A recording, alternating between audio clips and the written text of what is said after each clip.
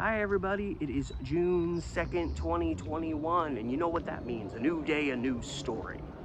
But before we get to that, remember, as always, to like, share, subscribe, hit up my Patreon. I'm always posting new stuff there in the form of little podcast pieces I've done, previously unreleased content, old content that I haven't released anywhere. Lots of little extras for you in exchange for you helping me out on my Patreon. Even if you just donate $1 a month, you get access to all that stuff. The link to my Patreon is in the description below, as well as links to my Instagram and Facebook pages, closely related to the content I'm producing here on my main channel, Steve the Amateur Historian. And that said, let's talk about crime.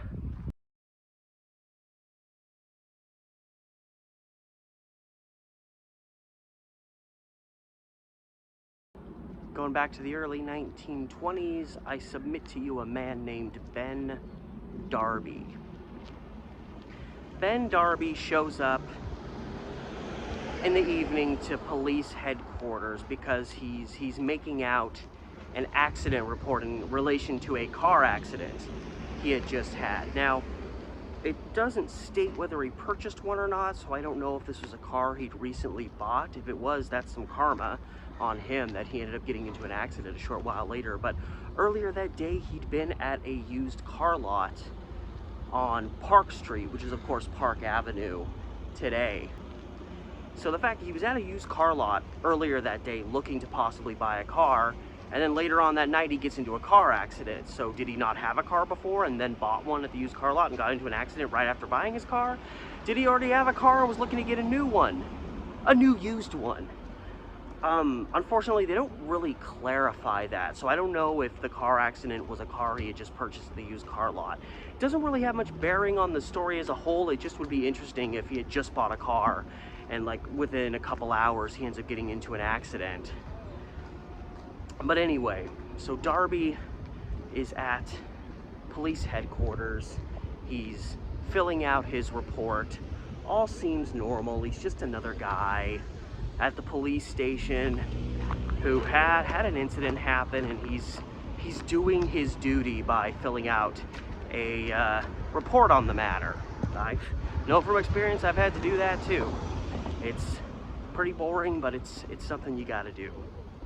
Especially if you had an accident with another person and there's potential insurance issues, there's potential like who's at fault, all that stuff. You gotta get the authorities involved. But still, all seems, it's just a normal incident of a guy going to the police station to just do his duty as a citizen. And at this moment in the video, I like to pause for a moment to acknowledge my sponsor for this video. No, not really. I just have to pause because I just heard one of the most absurd things ever in my life. So I'm in Winco, short story, and there's a family, dad, wife, infant son. The kid was in like a little stroller thing. I don't even know if this kid was old enough to walk yet. And he obviously didn't really speak. He just kind of, babbled, like little babies do. Apparently, like, I don't know, look at the kid kind of reached his hand out, and someone had to kind of go around him. I swear to God, the dad said, verbatim, "Hey, remember what I was talking to you about spatial awareness?" Spatial awareness. I have to pause and think to even fully understand what that means. He said to his infant child, "Do you remember what I said to you about spatial awareness?" This child couldn't talk yet.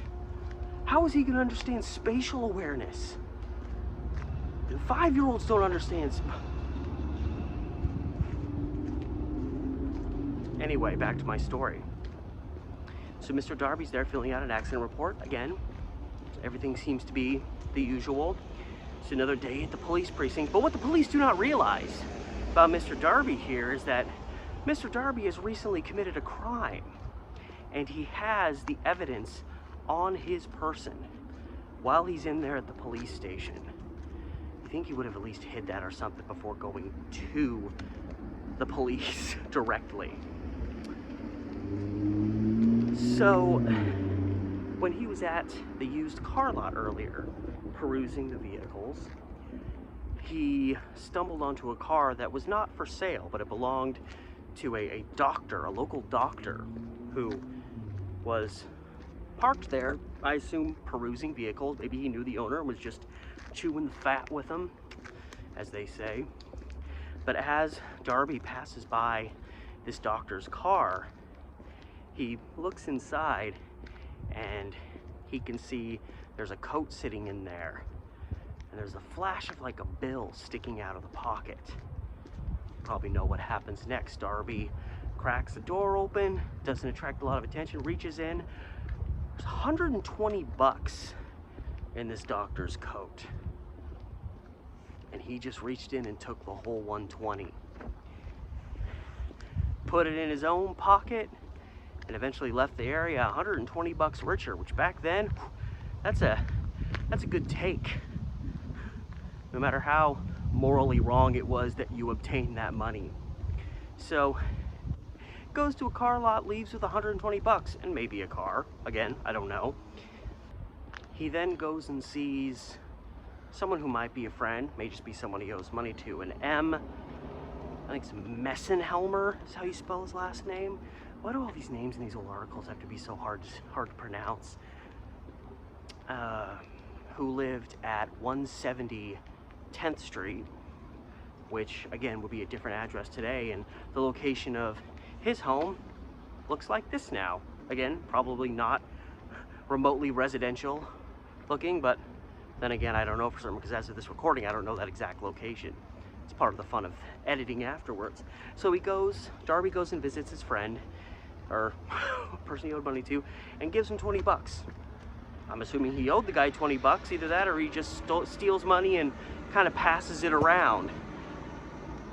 And when his, after giving this guy 20 bucks, the guy asks Darby, I mean, I guess he asked him where he got the money from, or Darby was getting kind of nervous, or maybe had a little bit of a guilty conscience, because Darby openly tells him that he got the $20 by borrowing it from a guy that ran like an ice cream parlor.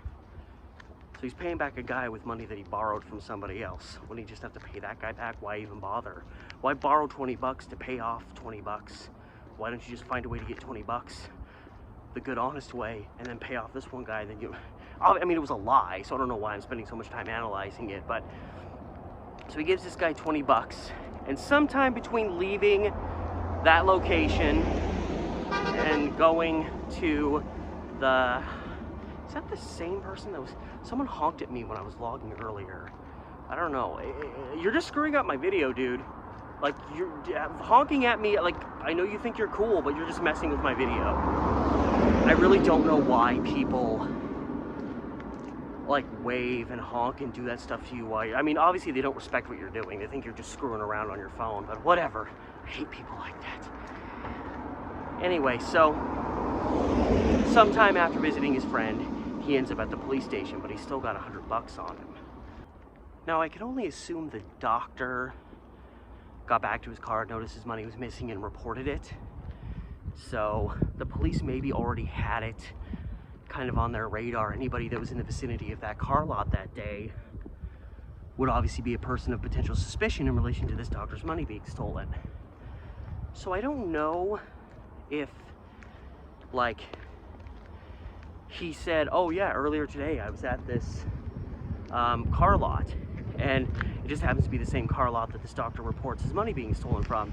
So they immediately start questioning him about it. I don't know if that happened or what, because the article implies that they were like investigating him on the matter. So I get the feeling that it came up as he was there filling out his report. And again, maybe he bought a car from that lot. So he said, yeah, oh man, you know, I got in a car accident. It's a new car I just bought from such and such a lot where the doctor was. And they, you know, police officers' ears perk up. Oh, you were there today.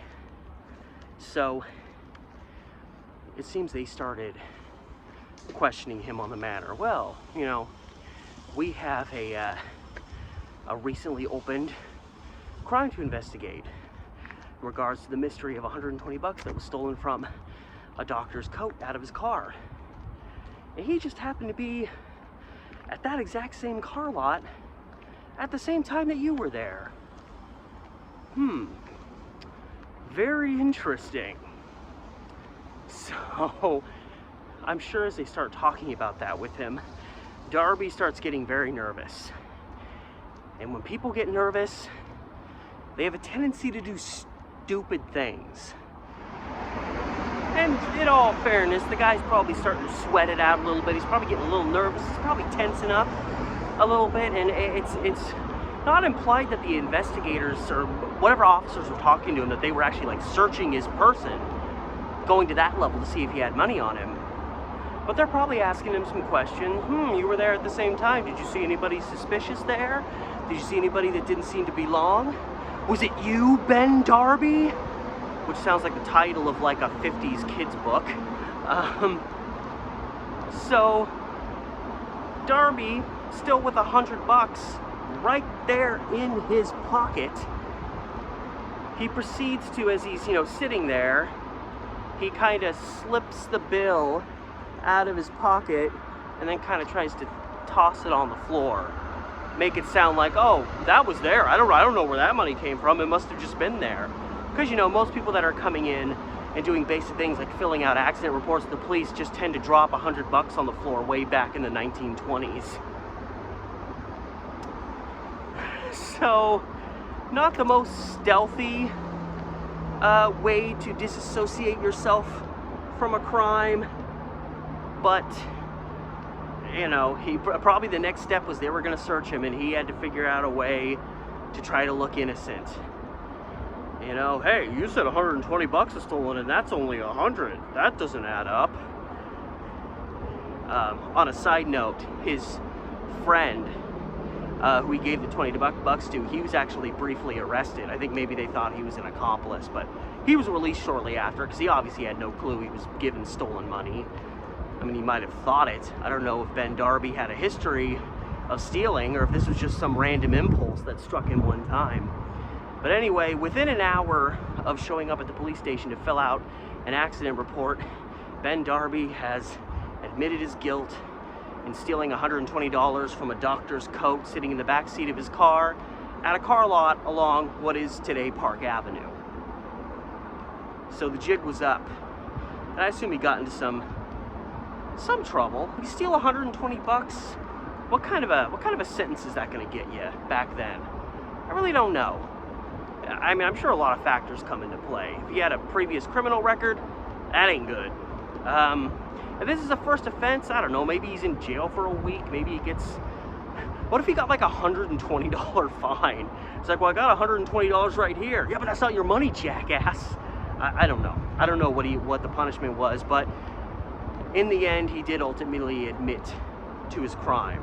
Not the worst crime ever perpetrated, but just the circumstances of the whole story are what make it entertaining. The fact that this guy showed up at a police station, they think he's just another guy off the street that had a crappy day, had an accident, and it turns out before he leaves the precinct, they find out he's just recently committed a criminal act. How convenient, they can cuff him right there. The jail cell's right down the hall, Darby. You're gonna be staying there for a while. And that's the story of Ben Darby, a man who seized an opportunity and then went to a police station with the evidence in his pocket. Not smart. Not smart at all, Ben Darby. Anyway, I hope you enjoyed today's little story. I'm really loving this series. I've been doing it for over like pushing 3 months now, and I'm not losing steam. I'm really enjoying doing this, and I hope you're enjoying it too. Thank you so much for supporting me, supporting my channel, supporting this series. And if you're new to the channel or just haven't done it yet, remember to like, share, subscribe. You can hit up my Patreon as well. I'm always posting new stuff there for you, little podcasts, previously unreleased content, older videos that I haven't reposted, a lot of hidden gems that you can only see as a Patreon supporter. And even if you just donate $1, you'll get access to all that, and you're helping me out in the process. Believe me, you're helping me. So if you want to do that, the link to my Patreon is in the description with this video, as well as the links to my Instagram and Facebook pages closely related to the content I'm producing on this channel. Steve the Amateur Historian. That's me. Just damn, oh man, I almost rolled my ankle trying to be stealthy on those rocks. Anyway, I need to get home. I'm gonna break something. And so all that said, one more time from the heart, thank you so much for watching. Thank you so much for your support and all that. And I have a feeling this series is going to go on for a long time. All that said, this has been Steve the Amateur Historian. I'll see you tomorrow.